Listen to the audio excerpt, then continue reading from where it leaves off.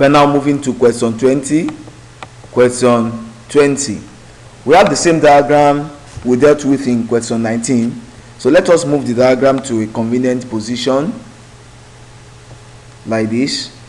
Now we're to find the size of angle PRS. Angle PRS.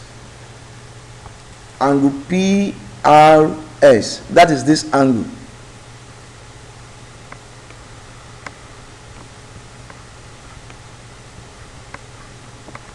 That comprises two angles. That is this angle, which is we found that before in question 19 to be 33 degrees. Do you remember how we said it is subtended by arc PT, on the circumference, and this angle at Q is also subtended by arc PT at the same circumference, Angles subtended by the same arc at the circumference are equal. So that's why this is equal to this. We call them angles in the same segments. Okay? Now we also found this earlier on, even though we don't need it here. We found it to be 90 degrees. It's not needed for this question 20 anyway. Now we need to find this angle. Let us call it angle Y. If we know angle Y, then 33 plus Y gives us angle PRS. So our duty now is to find angle Y. There are two ways to finding angle Y. One, if we think about Y as being subtended by TS, Y is subtended by TS, arc TS, at the circumference. 76 is subtended by the same arc TS, but at the center. There is a theorem that says when an arc subtends an angle at the center, the angle is double the one it subtends at the circumference. What I mean is this: the angle subtended at the center by TS doubles the angle subtended at the circumference by the same arc TS. And so we can say 76 degrees is equal to 2y. And from there, 76 over 2 gives us the value of y. Our y is now 38 degrees. That's one way of getting y.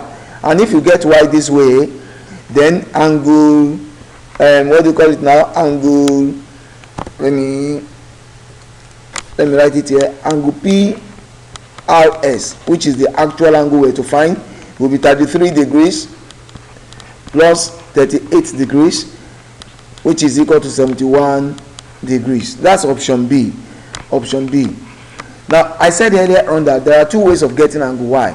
We could have gotten our angle Y via some other means. Think about triangle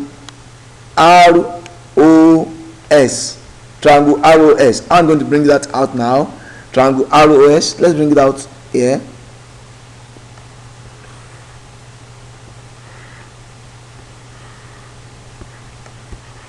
ROS. OR is a radius because O is the center of the circle. OS is also a radius because O is the center of the circle. That makes OR being equal to OS. So OR is equal to OS. OR is equal to OS. The angle here is 76 degrees. This other angle is supplementary to 76. That is, they are both on the same straight line. That makes this angle 180 minus 76. That's equal to 104. 104. Sum of angles on a straight line. Let us look at this. This angle and this angle. This is an isosceles triangle. So if this is angle Y, as we have labeled it over there, this must also be angle Y.